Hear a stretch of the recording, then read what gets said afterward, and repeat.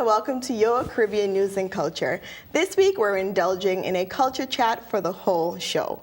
Our guest is a man who holds a unique passion for writing and speaking about aspects of life that deal with the complexities of defining a sense of individuality and healthy relationships between one another.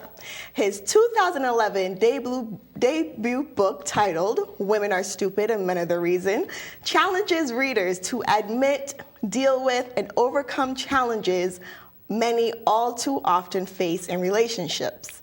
His newest publication, Sex, Love, and Pain, The Methods to the Madness, which was released in February 2014, pushes readers to further conquer difficulties in relationships. He's an author. He's a motivational speaker, an actor, a TV show host, a father, a fiance, and given the right occasion, he even throws down in the kitchen and whips up some tasty dishes. None other than Stephen Barthell joins us. How are you? Hi, how are you doing? Thanks so much for being here. Thank you for having me. Absolutely. It's a pleasure. It's definitely a pleasure. Women are stupid and men are the reason. The title alone is catchy, you know what I mean? Yes. What led you to write this book and have it published back in 2011? I was a bitter young man at the time. That's real. I was very angry at first, and then it turned into something bigger than my feelings.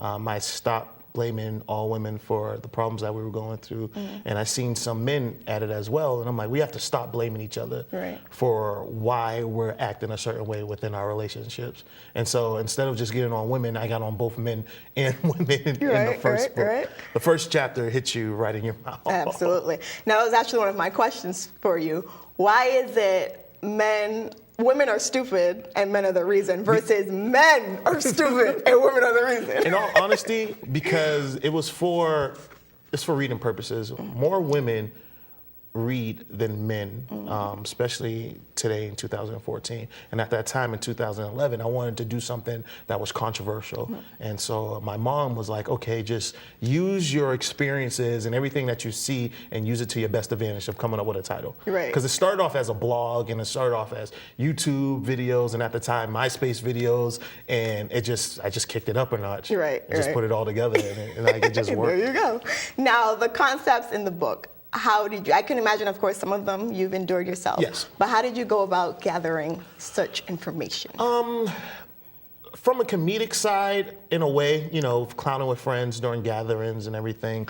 But then as a writer, you know, I knew I had to dig deep. I had to dig deeper than what I was saying. So that's why I came up with a lot of theories. And a lot of them were opinionated, but a lot of my friends, family, and even other peers, they agree with them.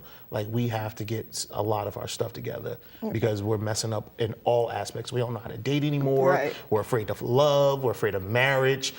We mistake sexual intercourse for intimacy and much, much, much more. Absolutely. Now, you just spoke on some of the things that are in the book. Some other things include, you know, how young men and women are afraid of marriage, afraid of commitment. We don't know how to walk away from relationships. I mean, the book is heavily loaded. Great read. Now, I must ask, the concepts in the book can be arguably common sense. Yes. Why is it that you think, as a society, it takes a read like Women Are Stupid and Men Are the Reason for us to have an aha moment? Because sometimes we pay attention to music and movies and believe in fairy tales. Sometimes we take those things and we think, okay, this is my life. This is how I need to have it. And sometimes we just need a good old-fashioned kick in the butt. Like, there's nothing that I've said that many other writers have said. I just use it differently. I'm a little more blunt in the first one than others. Because some of my readers felt as if I was yelling at them, or they can picture me in the living room talking with them during one of my many gatherings, and they're like, "Oh, this is on paper, so it must be right now." Right. No, I hear that. But sometimes it just takes that good old-fashioned, here you go, boom, in order for us to see the light. Yes.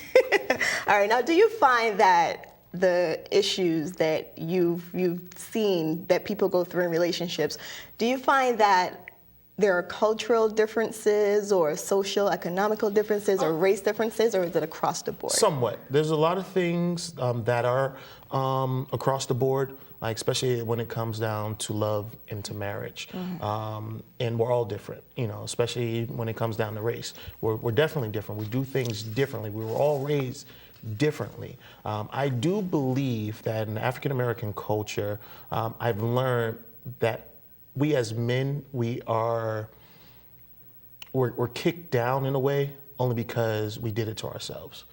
There's a lot of women who don't believe in us because we don't give them anything to believe in. A lot of deadbeat dads, a lot of boyfriends who pretend to be something that they're really not. A lot of guys, and that's just across the board in general. Like I've seen that, you know, black, white, Spanish, Asian. Absolutely. But I can only write based off my experiences and based off what I see and what I know, opposed to the second book, which is definitely more universal. Okay. So let's talk about some of the dysfunctional aspects in relationships. Cheating, fighting, dealing with being the second woman, second man. And that's because we allow it to happen. Okay. So we hold the accountability. We do. It's all on us, and that's what a lot of people don't understand. Some people will use you as a scapegoat, especially when it comes down to cheating. They say, "Well, I cheated because X, Y, and Z." It was a choice. It was a bad choice that they made, but it all starts off with a choice. And a lot of people, they blame themselves on why they got cheated on. But I always say, no matter what you do, no matter how much chemistry you have, no matter how good of a cook you are, if that person decides they want to step out of their relationship, they're going to do that because that was their choice. Right. Now, they said they weren't happy, then it's definitely an excuse, because if you're not happy, then you should leave. Absolutely. And I definitely give steps on how to leave somebody. Yeah. Oh, in the second book, but in the first one, I talked about it. The first one was more of a conversation, striking things up of what needs to be said. And then a little later, we'll definitely get into the differences with Absolutely. the second one. Now, I have somewhat of a controversial question. Yes. We're both in our late 20s. Yep. For me personally, and I'm okay with airing my personal thoughts for a concept as such, I find that I'm engaged now. Yep. I find that, thank you. I find that in my teens and early 20s, not saying that it was okay to cheat, but I feel that I am more ready to take that next step of my life because I've played the field, in essence, when I was younger. So do you think that that's unhealthy, or is that okay? Like, don't you feel that people should test? It's life. It's life, and you can't know where you are out in life at a later age unless you made those mistakes at a younger age. But are they mistakes? Sometimes they're choices, and sometimes it just comes with age. Like, you don't know their experiences. Right. And we can't regret any of those experiences, whether they were bad or good. We have to use them to build ourselves up. After a certain age, we are who we are. Absolutely. In a way. Either we can get better, we can take our life to the next level, or we can just stay stuck.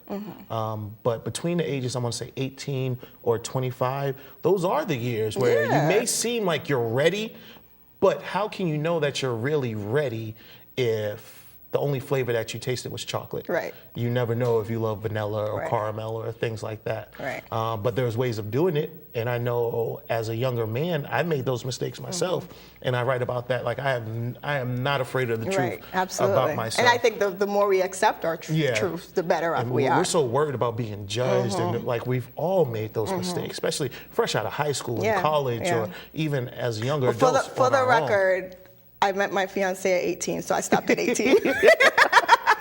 I stopped at 26. I'm about to be 30 in May. But between those times, it was like, I thought I knew I had all the answers. And for the longest, I didn't want anything. I didn't want no relationship. I didn't want that responsibility on me.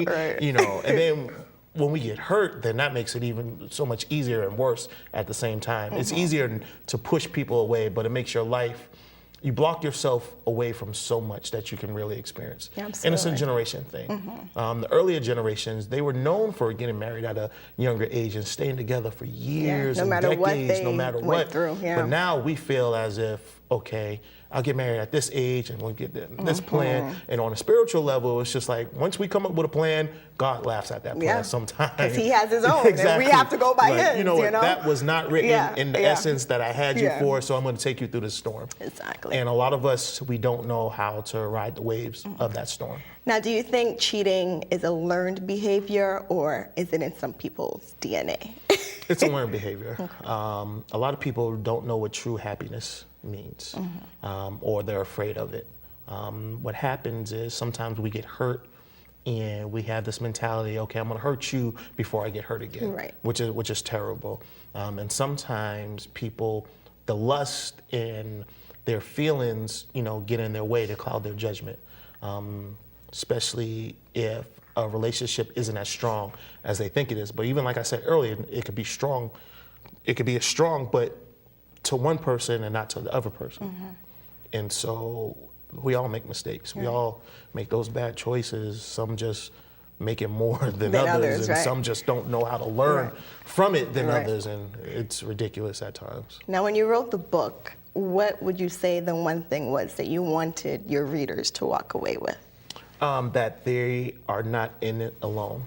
That anything that they're going through, relationship-wise or life-wise, that there's so many people going through it. That's why I shared so much of my personal experiences in 2 chapters called My Life. I talked about my high school days. I talked about some relationships which had a few people not so happy, not so happy with me. They knew who they were. Exactly. I didn't use any names, but if they read it, they were, really, Steve? No, he didn't. And I talked about the joys and pains, just of life, because being homeless at one point and not having anything, I know what it means to have nothing, rock bottom. And what are you willing to do, to gain the success that you want? How bad do you want it? Do you want it as bad as you breathe, or do you just want it just so people can say, oh, he did it or she did it? Like, how bad do you want it?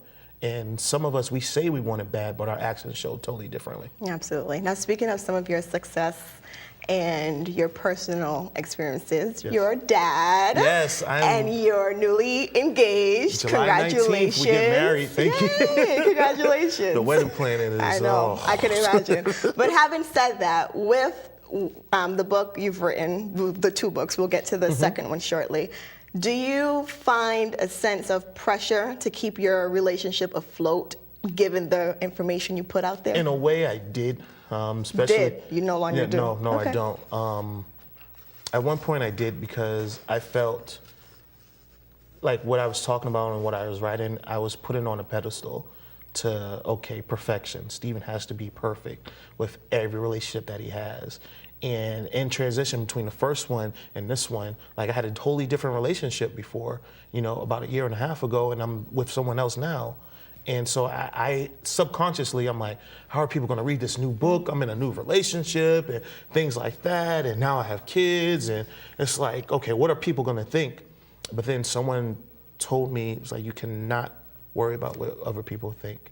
Like, you cannot have people be inspired by your perfections. You have to show them how you dealt with your imperfections, and then that's how you can really inspire people. And that's what I take now, because I am in a happy, happy place. Yay, and that's everything that I talk about in all my books, like I live, but that doesn't mean the person who I'm with has to live those ways or my ways either, and that was the problem. But now, we're good. Now I do have somebody who, goes based off what I work on and what I live on and what I'm about. And it makes things so much easier. That's beautiful. And it takes that pressure off. And it's just like, oh, well. That's great. All right. Now your new book is out, and we're going to get to that when we take a quick break. We'll be right back.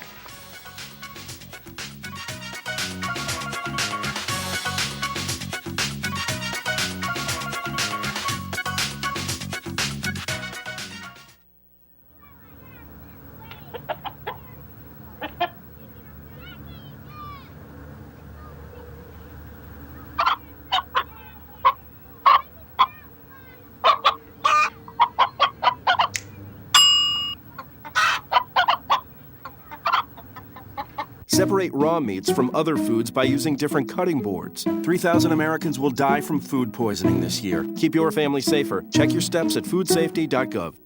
Hey everyone! everybody. Heart disease affects 1 in every 3 women in America, but you can fight back. There's no time to lose. Mothers, sisters, daughters, families, and friends, it's time to shout louder, stand stronger, and demand change. Let's go! To the Batmobile. Dang it. To the invisible jet!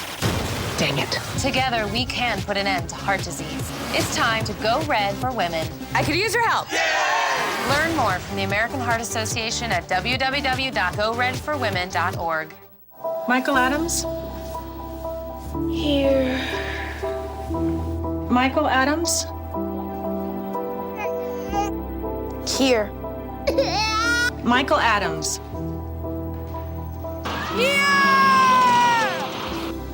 Michael Adams. Students who miss 18 days of school in any grade risk falling behind and not graduating. Absences add up. Keep track at boostattendance.org today.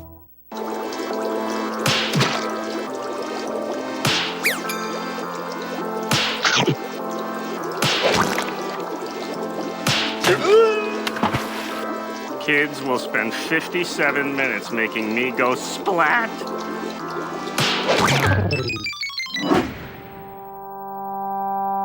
Brushing for 2 minutes now can save your child from severe tooth pain later. 2 minutes, twice a day. They have the time.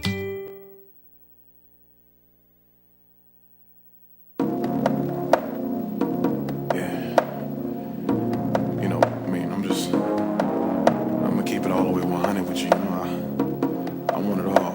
Your sex, your love, and your pain. Yeah. I don't want nothing if I can't have it all. If I gotta beg for it on my knees and crawl. 'Cause I gotta have you.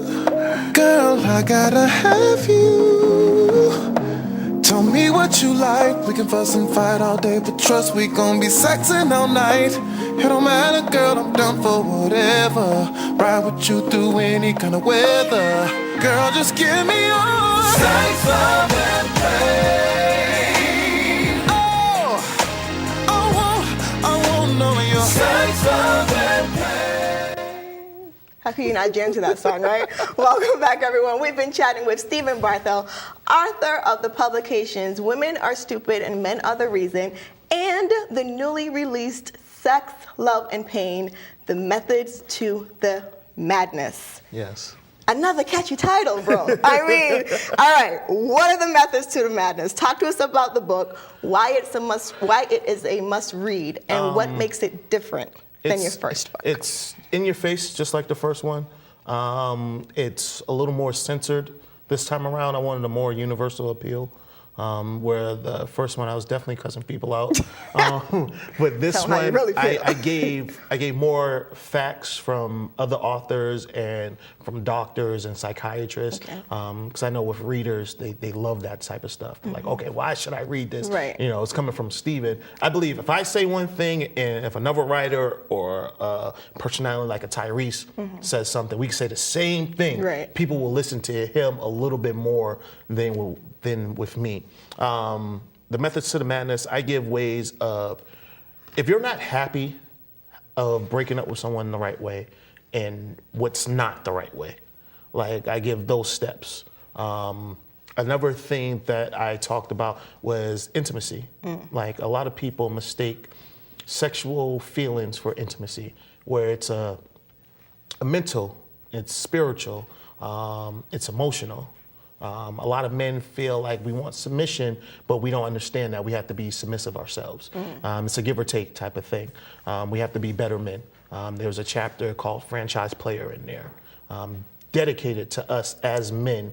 You know, like when you think about a sports franchise, during the fourth quarter of any championship or playoff game, who are they going to go to? They're going to go to their role players, or they're going to go to their franchise players. As husbands, as fathers, as boyfriends, even if you're single, as a man in general, we have an obligation of kicking our game up a notch and taking back over our homes and our communities. And I am a true believer, I'm very old school, that it starts with us. With our wives, with our girlfriends, with the mothers, they are very equal to us, but we have to set the bar, we have to set a standard, and a lot of guys don't do that. So it touches based on more of your family and relationship cores of the commitments, where the first one was just a conversation.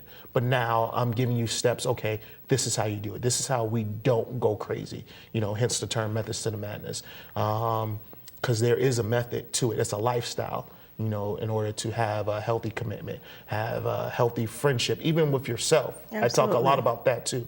It starts off with us in the mirror, having conversations with ourselves, because we beat ourselves down so much. Especially when it comes down to our health or our finances and things like that, we get ourselves down like, oh, I can't do it. Right. Or I got this to worry about, and our priorities are all messed up. Absolutely. And so in this book, I dig deeper a lot. And it took 2 years, about 2 or 3 years to write this one.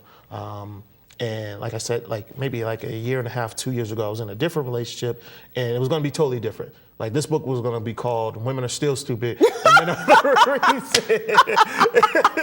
and so, I did a survey, and 8 out of 10 women, before they read the book, were offended by it. And I'm like, no, I don't want that. I don't want that anymore. Let's bring out something a little more universal, a little more eye-catchy. And so with the cover, Aziza Publishing, we did the cover, and we have our own cover design company, Rebel Designs on the side, where we do all book covers for everything. And so we made it a little more internal. That's great. And this book is almost like a handbook. It's intimate. People who've read it so far, just reading from the reviews online, I take so much pride when people tag me and stuff. That's great. Facebook, Twitter, That's Instagram. Great. I got my book, or I'm reading this, and I also give recipes in this book. Nice. Yeah, we dabble in the kitchen a little bit. That's good. I give some of my favorites from. I have these things called pterodactyl wings. They're like these big turkey wings. Are there some in the back when we wrap up waiting for me? I didn't bring any with me. See that? We have to wrap up just for that. I have a lot of. I brought a lot of stuff in the book, recipe wise. That's great. That's great. It's a better feel. People feel a little more comfortable. Where the first one, I wanted to make people uncomfortable in the first one. I wanted people to say, this is what we're going through, stop being scared of it. And the second one, I talk about fears, when we talk about pain, because we're afraid of a lot. A lot of us, we're afraid to be successful. We're afraid of failures. We're afraid of what people are going to say, what people are going to think of us. Afraid to be alone. And it's sickening at times where it's we do not have to be afraid of ourselves anymore. We can't blame the past generations or the new generations for why things are going on the way that they're going. We have to step it up ourselves. Absolutely. Now talk to us, we have to wrap up, so talk to us about what's next for you. I can imagine in the sky is that bestsellers, being on that bestsellers list. So. Are you thinking of a third book already? I have 3 things. Three things. I am working on the play, Sex, Love, and Pain, The Chronicles of Benjamin Little. Just to talk about it just a little, it's about a recently widowed guy who his wife died at a young age. They both were married at the age of 20, and he has to get back in the swing of things. So he has to deal with his new roommates who were all his best friends, and a lot of it is based off of me in a way. And it's different. It's not like your typical Tyler Perry play. And what would you be looking to put that on? We want to do that in 2015. Okay, so next year. That year. is the goal. And then only because I get married this summer, and it's my priorities are just a little different. Before, being by myself, I'm okay, I'm gonna do that. If I was by myself, this play would be out by next fall. But I have responsibilities. Exactly. I have responsibilities of being a husband, of being a father. Another thing that I want to do is the aspect. It's almost like The View. But it's just a group of guys coming together on video, and we're just giving our point of views on relationships, fashion, marriage, things of that sort. And the third thing I want to do is release another book. But I need a little more practice with the whole family thing, and that's what that book will be based off. You'll have a lot of inspiration. Like a Cosby. That's great. And always speaking, I hold a workshop for Sex, Love, and Pain, and that's available on my website on StephenABarthell.com, the details for that. And I just talk about, what it means to have a healthy relationship. And I give steps for people who are single. I give steps for people who are in a commitment, who want to keep the flame going.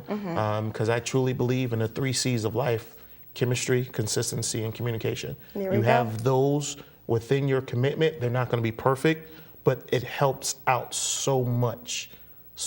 And even if you have those 3 in your lives, or even with your friends, it makes things so much easier. Well, on that note, thank you so very much for being here. That's all the time we have. Stephen Barthell's newest book, Sex, Love, and Pain, The Method to the Madness. It's available for purchase, and while you're at it, you can also pick up a copy of his first book, Women Are Stupid and Men Are the Reason, if you haven't done so already. They are both definitely insightful, game-changing reads. You can catch Stephen on Facebook, Twitter, or check out his website. And as always, catch the repeat of our show on Saturday and Sunday morning at 10:30. I'm Delinda Eiffel. Thanks for watching.